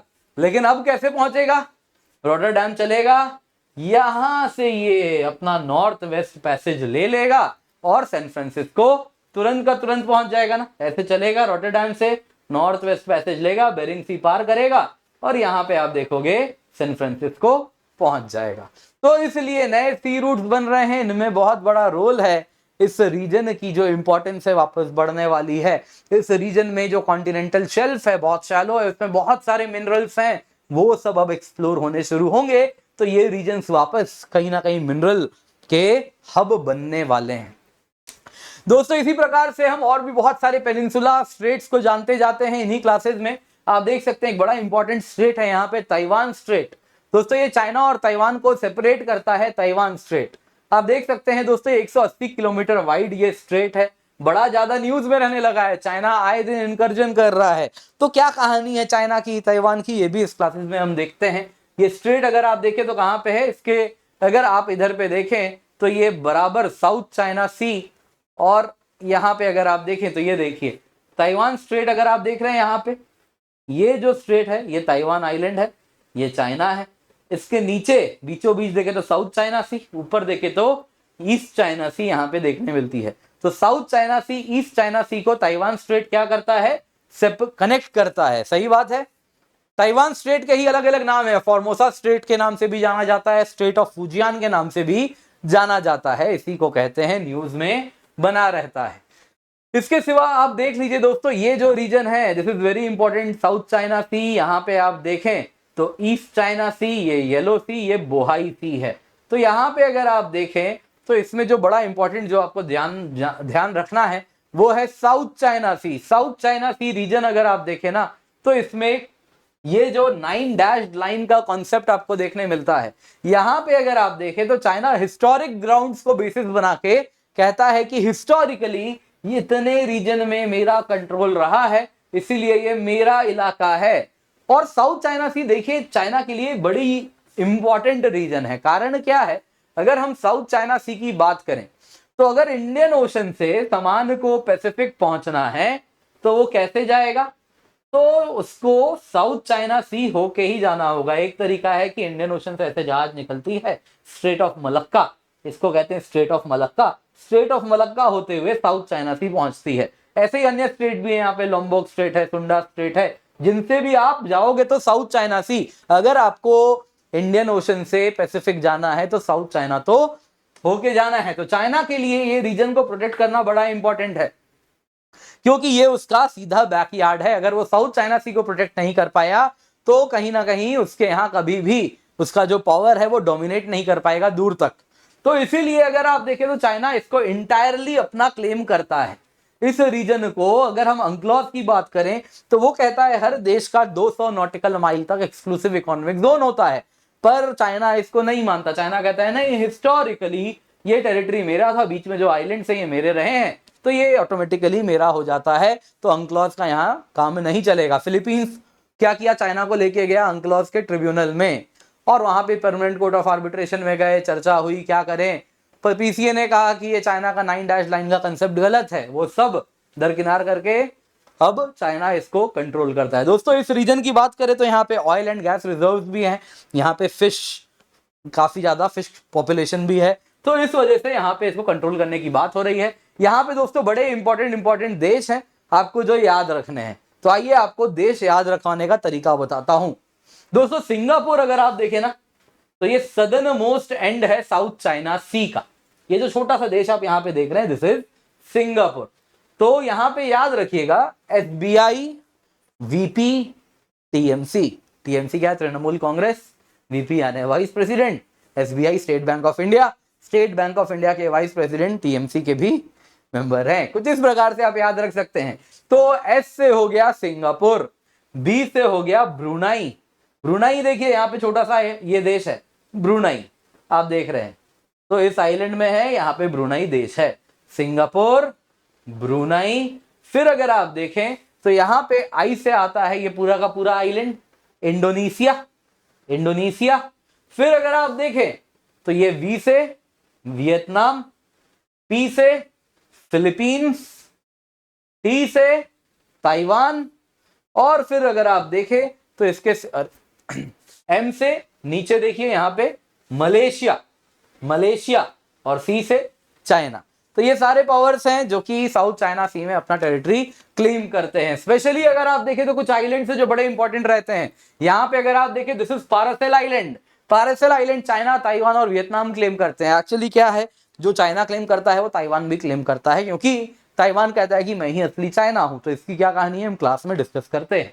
तो पारासेल आइलैंड आप देख सकते हैं चाइना, ताइवान, वियतनाम क्लेम करता है। स्कार्बोरो शोल अगर आप देखें तो चाइना और फिलीपींस और साथ में ताइवान है, उनके बीच में है। वैसे यहाँ पे अगर आप देखें तो Spratly islands, Spratly islands China, Taiwan, Vietnam, Brunei, Philippines के बीच में आपको देखने मिलता है, वो क्लेम करते हैं। यहाँ पे याद रखिएगा सिंगापुर की जहां तक बात है वो कहता है कि मेरा कोई भी किसी के साथ साउथ चाइना सी रीजन में कोई कन्फ्रंटेशन नहीं है विद रिस्पेक्ट टू बाउंड्री। मैं यहाँ पे वो पार्टी हूं जो कि प्रॉब्लम्स को सॉल्व करना चाहूंगा। तो चलिए कुछ सवाल देखते हैं। ये तो हमने देख लिया, जो पढ़ा देखते हैं कितना काम का। तो इससे पहले मुझे ये बताइए आप में से कितने लोगों ने इन रीजन को देखा, ध्यान से देखा। एक बार साउथ चाइना सी अच्छे से देख लीजिए। एक चीज देखिए, ये क्या है, इक्वेटर। इक्वेटर में अगर आप देखें तो यहां पे कौन सा कंट्री है जिसका कैपिटल साउथ ऑफ इक्वेटर है? इंडोनेशिया का क्या कैपिटल है? जकार्ता। इंडोनेशिया का कैपिटल क्या होने वाला है? जकार्ता डूब रहा है, सी लेवल राइज हो रही है, कंटिन्यूअस फ्लडिंग हो रही है, तो जकार्ता डूब रहा है और इस वजह से इंडोनेशिया कह रहा है अपना कैपिटल को मैं यहाँ बोर्नियो के वाले रीजन में, आइलैंड्स में शिफ्ट करने वाला है आने वाले कुछ साल में। कौन सा वो शहर है कमेंट में मुझे बताइएगा, क्या नाम होने वाला है उस शहर का। ठीक है, तो जकार्ता का कैपिटल क्या है? South of equator. सिंगापुर कहाँ आता है? लगभग इक्वेटर पे है, जस्ट नॉर्थ ऑफ इक्वेटर। आप देख सकते हैं लगभग आप देखें तो इक्वेटर पे आता है सिंगापुर। इसके बाद देखिए आप वियतनाम, हनोई कहां पे आता है? काफी ऊपर है ना। लाओ, इसका कैपिटल क्या है? वेंटिनी, थोड़ा नीचे है। फिर देखिए थाईलैंड, इसका कैपिटल बैंकॉक आता है। फिर कंबोडिया का कैपिटल फिनोम पेन आता है। तो इस प्रकार से हनोई है, वेंटिनी है, बैंकॉक है, फिनोम पेन है। फिर अगर आप देखें तो यहाँ पे कुआलालंपुर है, फिर सिंगापुर है, फिर आप देखें तो जकार्ता आता है। तो इस प्रकार से आपको लोकेशंस में कैपिटल्स भी याद रखने हैं। फिलीपींस का कैपिटल मनीला है, ताइवान का ताइपे है। तो ये सब याद रखिएगा इन देशों के कैपिटल्स को भी। तो आइए देखते हैं साउथ ईस्ट एशिया में इन देशों को के जो कैपिटल्स हैं, रादर शहर हैं, इन सारे शहरों को साउथ टू नॉर्थ अरेंज कीजिए। Bangkok, Hanoi, Jakarta, Singapore. तो जैसा मैंने बताया इक्वेटर के साउथ में कौन सा है? जकार्ता है। फिर कौन आता है? सिंगापुर आता है। हनोई तो बिल्कुल नॉर्थ में आ जाता है। तो क्या हो गया? Jakarta, Singapore, Bangkok, Hanoi. 3 4 1 2 सही बात है, बढ़िया। नेक्स्ट दोस्तों स्ट्रेट ऑफ मलक्का, बड़ा इंपॉर्टेंट स्ट्रेट है भारत के लिए। यहां पे अगर आप देखें अपने अंडमान निकोबार आइलैंड्स हैं और साउथ चाइना सी में एंट्री पाने का शॉर्टेस्ट रूट यही है, स्ट्रेट ऑफ मलक्का होके जाना है। तो चाइना का जितना भी एनर्जी रिजर्व है ये साउथ चाइना सी होता हुआ जाता है, स्ट्रेट ऑफ मलक्का को पार करके। चाइना से जो भी गुड्स एक्सपोर्ट हो रहा है, अगर यूरोप जा रहा है तो वो ऐसे ही स्ट्रेट ऑफ मलक्का को पार करके जाता है। नतीजन चाइना के लिए बड़ा इंपॉर्टेंट है कि साउथ चाइना सी पे कंट्रोल रखे, स्ट्रेट ऑफ मलक्का पे भी कंट्रोल रखे।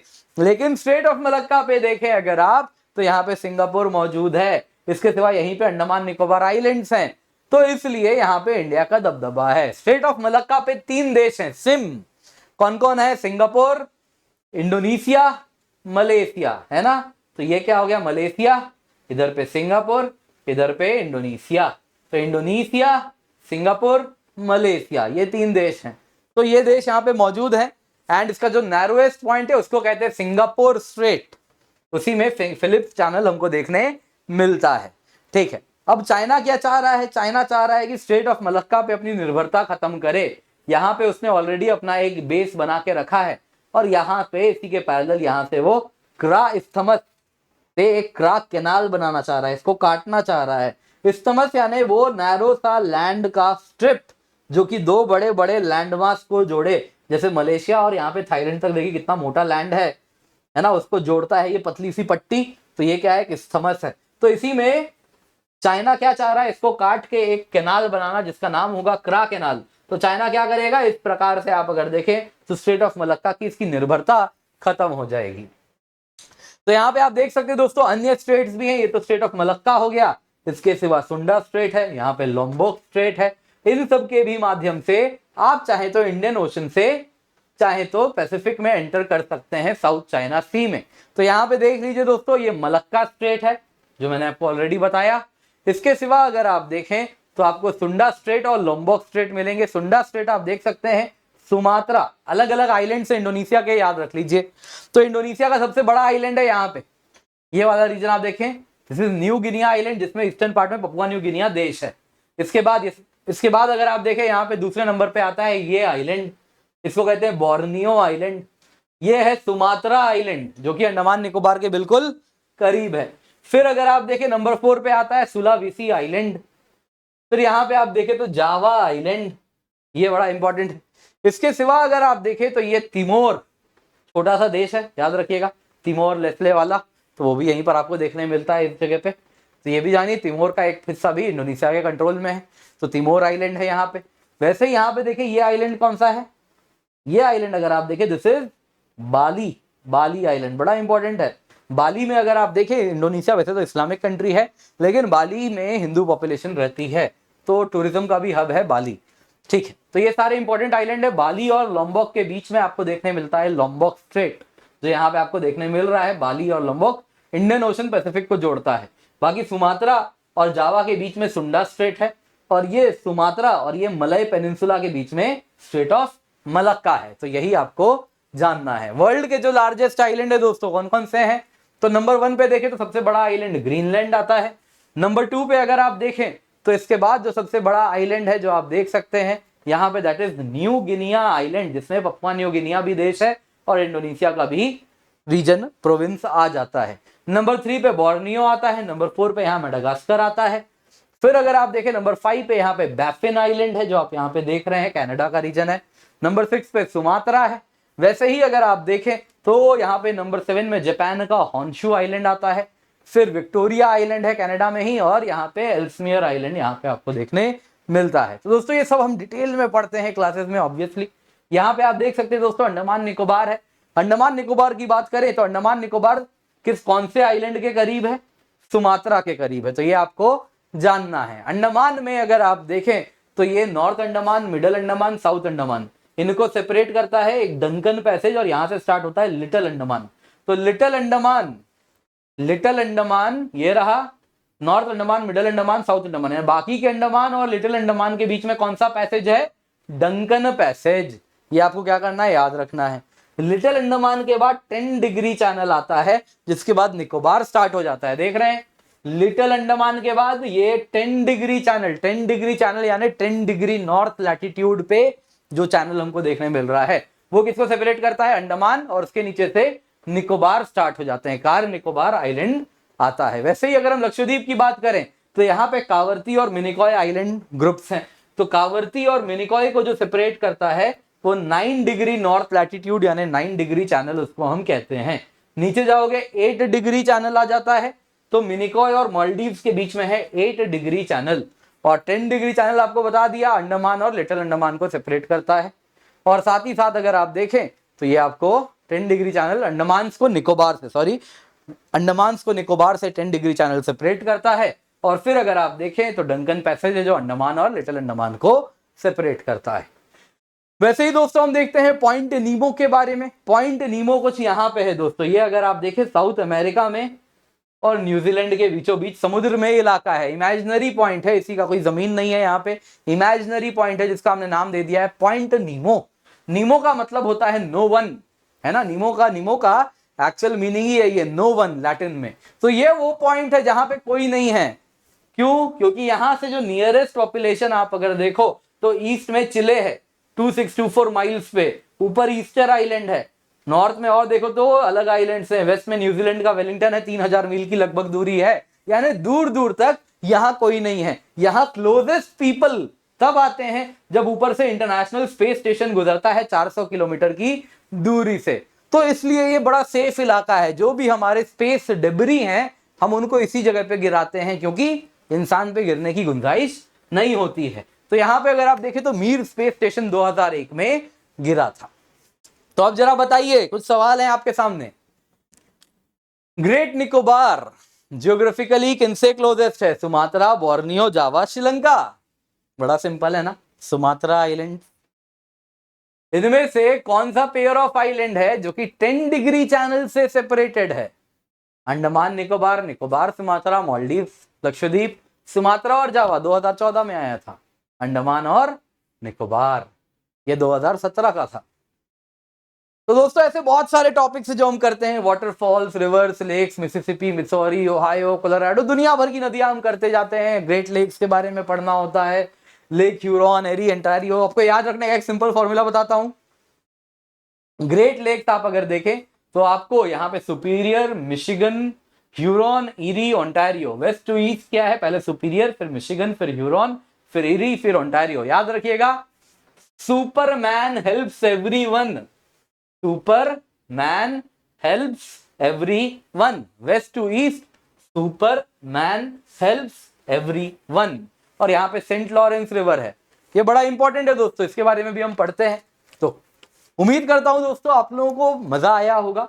आप देख रहे हैं दोस्तों ये कैसा एक great lake Saint Lawrence seaway system है जो समुद्र से जोड़ता है। गल्फ ऑफ सेंट लॉरेंस है, नदी के द्वारा ग्रेट लेक से नेविगेशन कैनाल बन रहा है, जिस वजह से यहाँ पे अगर आप देखें तो इंडस्ट्रियल सिटीज हैं।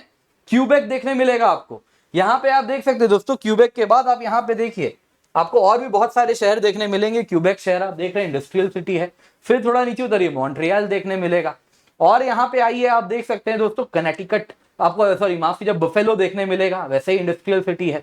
फिर आगे बढ़िए, यहाँ पे आप देख सकते हैं दोस्तों डिट्रॉइट, ऑटोमोबाइल इंडस्ट्री यहाँ पे देखने मिलती है। फिर अगर आप देखें ऊपर जाएंगे डिट्रॉइट के बाद यहाँ पे आपको टोरंटो भी देखने मिलता है, टोरंटो भी देखने मिलता है। फिर अगर आप देखें तो यहाँ पे डुलूथ देखने मिलता है, यहाँ शिकागो देखने मिलता है। तो ये इंडस्ट्रियल सिटीज है। इंडस्ट्रियलाइज इसीलिए हो पाए क्योंकि यहाँ पे इस प्रकार से सेंट लॉरेंस रिवर सिस्टम है जो कि इन लेक्स को कनेक्ट करता है और ये बनाता है great lakes Saint Lawrence seaway, जिनसे जहाज चलती है और जो इंडस्ट्रीज को रॉ मटेरियल चाहिए, मार्केट तक सामान पहुंचाना है, वो सब ये पहुंचा पाते हैं। तो इसलिए ये सब इंडस्ट्रियल सिटी एक टाइम में बन पाए। हालांकि अब नॉर्थ अमेरिका की बात करें तो इंडस्ट्रियलाइजेशन खत्म हो चुका है, डी इंडस्ट्रियलाइज हो गया है, वो पूरा का पूरा सर्विसेज इंडस्ट्री की तरफ मूव कर चुका है। लेकिन उनका जो इंडस्ट्रियलाइजेशन हुआ उसमें बहुत बड़ा रोल इन great lake Saint Lawrence seaway system का था।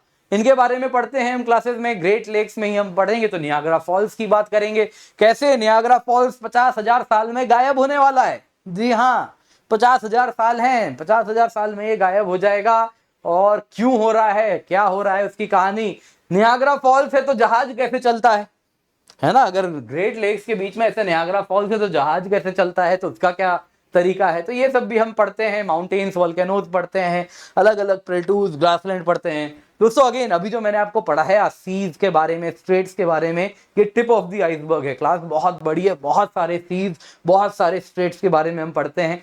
कुछ थोड़ा सा ही पढ़ा पाए हैं, डेमो था, तो उम्मीद करता हूं आपको पसंद आया। वैसे ही माउंटेन्स, वोल्केनोज के बारे में पढ़ते हैं, वर्ल्ड क्लाइमेटिक टाइप्स देखते हैं हम, सारा का सारा कैसे बन रहा है, हॉट वेट इक्वेटोरियल क्लाइमेट क्या है, ये सब के बारे में पढ़ते हैं। साथ ही साथ अलग अलग चीजें इनमें जो है पूरा का पूरा बायोम कैसा रहा है सब देखते हैं। प्रीवियस ईयर क्वेश्चन तो ऑब्वियसली डिस्कस करते ही हैं। वर्ल्ड एग्रीकल्चर पढ़ते हैं, important ports, islands, resource regions, वैसे ही अलग अलग इंटरनेशनल ऑर्गेनाइजेशन की कहाँ पे मीटिंग होने वाली है, क्या प्रोटोकॉल्स हैं, उनका कहाँ हेडक्वार्टर है, वो सब जानते हैं। मेजर ट्राइब्स दुनिया की कौन कौन सी हैं, वो सब हम क्लास में कवर करते हैं, क्योंकि इससे काफी सवाल आ रहा है। कन्फ्लिक्ट वाले रीजन्स कौन कौन से हैं जो कि इन न्यूज हैं, उनको हम कवर करते हैं। पास्ट में न्यूज में रहे उनको कवर करते हैं। है ना, अलग अलग, क्योंकि यूपीएससी सवाल पूछती है इनसे। तो क्योंकि यूपीएससी जो सवाल पूछती है दोस्तों, हम वही कवर कर रहे हैं। काफी एग्जाम रेलिवेंट है, बहुत ही इंपॉर्टेंट है और बहुत ही अफोर्डेबल कोर्स है हमारा। और बोनस प्लेसेस इन न्यूज जो इंडिया के हैं वो भी हम कवर करते हैं। तो दोस्तों उम्मीद करता हूं आप लोगों को काफी कुछ सीखने मिला हो, काफी कुछ पसंद आया हो। तो लाइक करना बिल्कुल भी ना भूलें, बहुत इंपॉर्टेंट है, इसे लाइक करें। और सबसे इंपॉर्टेंट है दोस्तों, हम बहुत ही मेहनत और शिद्दत से आपके लिए कोर्स लाए हैं। यकीन मानिए 100% एग्जाम रेलिवेंट है। तो आप निश्चिंत होकर हमसे जुड़ सकते हैं। एंड जल्दी से जाएं, डिस्क्रिप्शन बॉक्स में, कमेंट बॉक्स में आपको एनरोल करने का लिंक मिल जाएगा। जल्दी से जाएं, जाके एनरोल कर लें, क्योंकि आपको अब ये मिल रहा है 2 साल के लिए पाथफाइंडर पास 19,999 रुपए में। Use the code KC10। नया बैच स्टार्ट हो जाएगा दोस्तों, बैचेस रादर आप पास ले रहे हैं तो आते रहेंगे। इसमें दोस्तों आपको 30,000 से अधिक क्लासेस मिलते हैं। लाइव क्लास आप देख सकते हैं, 60,000 से ज्यादा content live and recorded classes का मिलेगा। 25,000 से ज्यादा प्रैक्टिस क्वेश्चन मिलने वाले हैं, 5,000 प्लस मेंस के, 7,000 प्लस प्रीलिम्स के। वैसे ही 5,000 से अधिक CSAT के क्वेश्चन है, 500 से अधिक केस स्टडीज एथिक्स के मिलेंगे, करंट अफेयर्स कवर हो रहा है, ARC रिपोर्ट है, फॉरेस्ट सर्वे है, सारे ऑप्शनल कोर्सेज मिल रहे हैं, easy to remember mind maps है। और 24 महीने के लिए आपको कोर्स मिलता है। कुछ भी सवाल है आप यहाँ पर कॉल कर सकते हैं। एनरोल करते time use the code KC10। तो ये बड़ा इंपॉर्टेंट है, मेक श्योर तभी आपको डिस्काउंट मिलेगा। KC10 कोड का इस्तेमाल करें। दोस्तों मैं आपके लिए यहाँ पे वर्ल्ड ज्योग्राफी आप देख रहे हैं कवर करा रहा हूँ, वैसे इंडियन ज्योग्राफी भी कवर कराऊंगा, एनवायरमेंट इकोलॉजी भी कवर कराऊंगा, फिजिकल ज्योग्राफी भी आने वाले दिनों में मेरे द्वारा आएगा। तो आप निश्चिंत होकर जुड़ सकते हैं। आपकी ज्योग्राफी, एनवायरमेंट, इन सब की जिम्मेदारी मेरे कंधों पे आ रही है, तो आप निश्चिंत रह सकते हैं। मेक श्योर एनरोल करें, यूज द कोड KC10। उम्मीद करता हूँ आपको क्लासेस पसंद आई हो और काफ़ी कुछ सीखने मिला हो। Thank you so much for joining. Have a great day. Thank you.